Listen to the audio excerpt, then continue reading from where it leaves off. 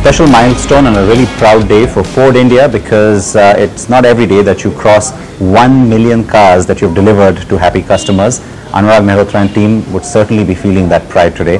Hi Anurag, good to see you. Good to see you too, and it is. What an occasion. I mean, special one for sure. Absolutely, and it's such a privilege to get a chance to serve over 1 million customers.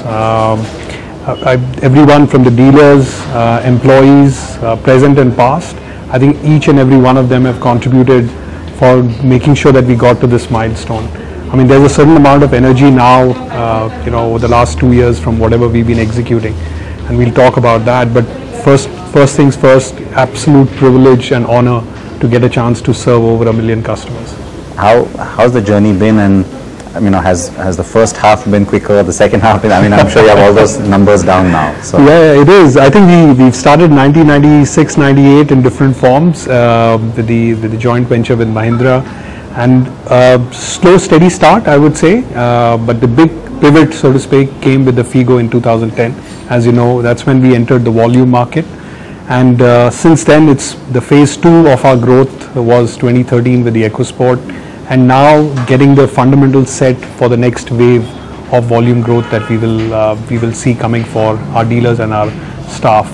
I think between the 1 million, there's roughly about 400 odd thousand EcoSport, 250 odd thousand of Figos, and then about 150 of Icon and the Fiesta.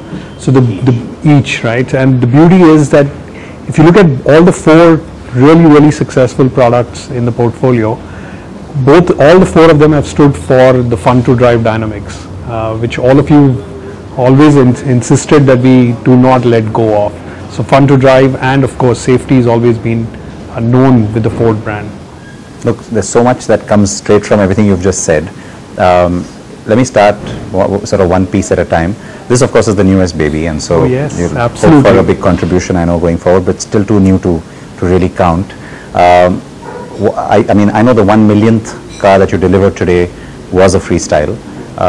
It's been a few days now. What's your sense on how the market's received it? I think it's been fantastic. I mean, April, when we introduced the product to all of you, we said that this product stands for cool, capable and connected. Cool in the form of just how beautiful it looks. Capable in the form of just the ground clearance, the safety attributes in the product, the ARP, the active rollover prevention, and the touchscreen was the connected element of it. And the touchscreen has been rated by all of you as one of the best in the sub 10 lakh category. So all of those elements considered, the product's doing really well. It's getting pretty close to the EcoSport numbers, which speaks volumes for. So we had a bet with one of your peer group members on how much volume it will do, and probably we beat the person down, hands down. So it's really good to see the traction that's coming through. But the more interesting thing for me personally has been the journey that we've been on over the last 2 years on making sure that we deliver a sustainable, profitable business for India. And that was really centered around 4 fundamental strategic pillars. And the proof point of that is this new baby, right? The 4 proof points, so the 4 strategic pillars were strong brand, right product, competitive cost, and effective scale. And I'm really happy that those strategic pillars have now started to bear fruit for us. From an environment or an economy point of view, there was a few green shoots, a lot of promise that we saw at the start of the year, first quarter of the calendar, and then it hasn't quite measured up in the second quarter. A lot of worries persist. Of course, a lot of those you can't control, I get that, but is that something that continues to worry you as we now start to get towards at least turning our direction towards the festive period? I think you've used this term cautious optimism, a lot of people use that word, but it really stems from the fact that yes, the inflation is going up, but it's still within the 4 to 6% band that the RBI was comfortable with. Having said that, there are some really good signs as well. You look at the IIP, you look at the core infrastructure index, you look at the overall macroeconomic fundamentals, they seem to be heading in the right direction. PMI index is another great surrogate for consumer sentiment. But at the same time, we need to ensure that the inflation doesn't go out of hand. The crude price is coming at us quite rapidly. The exchange rates are kind of playing truant. We also have to watch out for how the political environment kind of shapes up and what the implications of that is going to be on the reforms. But having said all of that, I think the going in assumption, at least the counsel we've got from all the economists, is that the 7 to 7.5% seems fairly reasonable to assume for GDP growth, and that should augur well for the industry to grow between the 9 to 11% range. And that, quite honestly, will put India clearly amongst one of the fastest growing markets. Now it's up to us as individual OEMs on how we can capitalize on it through the strategies that each one of us may have. What about input pressures in terms of, actual costs for manufacturing? I mean, you've recently had a price hike as well. Is that across the board, the price hike? Yeah, we've done it across the board right now. 3% is what I saw, I think. So it ranges from 1 to 3%. So the input costs are, one is clearly, like I mentioned, the exchange rate does play an effect on us. And the mitigation strategy is going to be more localization. You've seen that with Figo, first gen, 65-70% localization first off. Now it's about 85%. And the next gen products will actually have an even higher percentage of localization.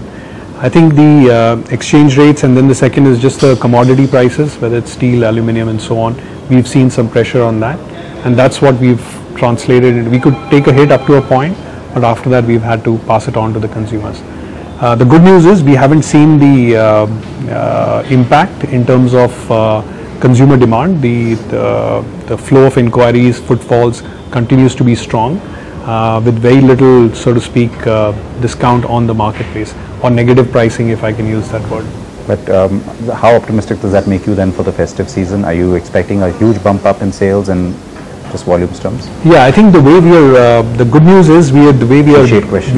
Yeah, I mean, the way it's been set up for us is, right now we are running both Chennai and Sanand at about 95% plus manned capacity utilization. So we are nicely set up to be able to build more volume if required. But at the same time, we want to ensure that we don't let production get out of hand from demand. That's something that's going to be really, really critical. So we are keeping a good watch. We know that festival season, typically the SAR factors tend to be much stronger in the second half than the first half. And we are very optimistic that it will be stronger than first half for sure. Other markets asking for this car, I mean, we talked about it at the launch, so that's right. Where does that stand now? Yeah, absolutely. You've been to many of the auto shows. We displayed this even in Europe. Steve Armstrong spoke quite a lot about that product. So it's going to, much like EcoSport, this too will go to about 50 odd markets, starting with Europe and some of the other emerging markets around the world. And what sort of volume do you expect? When does it kick off? So the exports have already begun. The volume is clearly a function of the demand that we see coming from there. But at this point of time, like I said, if we are running 62 jobs an hour at 95% plus manned capacity utilization, I think we're doing well. Okay. But obviously the bulk of it would still be for domestic consumption. Domestic, that's right. So to begin with, it's going to be largely India, and then as the export markets come onto the launch phase, exports will take in. 3 of your portfolio products are going in for life cycle updates, I know, later this year, maybe early next year. How crucial or relevant is that for you? Because of course we've seen a flagging on all 3 nameplates, given the fact that they've been around a while.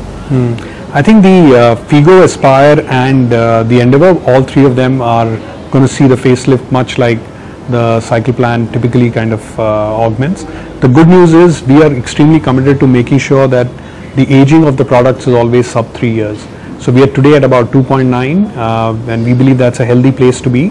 It is, if you look at some of our competitors, we are probably one of the youngest portfolio in the market. And we believe that promise will continue to hold, especially given the fact that 75% of the buyers are first-time car buyers. So we're really excited about bringing products and powertrains which consumers really love and want. So in the Freestyle, for example, the new transmission and the new petrol engine, we call it internally the Dragon, but it's got phenomenal response. And I'm sure the consumers, when they get to experience that in the new Aspire and Figo, will absolutely appreciate that. What's your take from what consumers are telling you now in terms of this whole supposed shift away from diesel back to petrol? Is that enough yet to call it that, or? I think the shift is real, right? I mean, you've been around for decades now. You've seen the ups and downs that the mixes go through. I remember Figo in 2010 when we first launched it, there was a heavy diesel mix. then it moved to petrol, then it moved again to diesel. So sometimes it's very difficult to predict out, but the team does a really good job of trying to look within the programming cycle what's the right mix to call so that you can meet the demand. Today, for example, on the Freestyle, about 60% of the demands is sitting on the petrol side, which is very similar to where the segment is, whereas on the EcoSport about 70% is diesel. And it's a very different kind of a consumer set, very different driving patterns, and that also leads to the kind of demand that you see on the floor.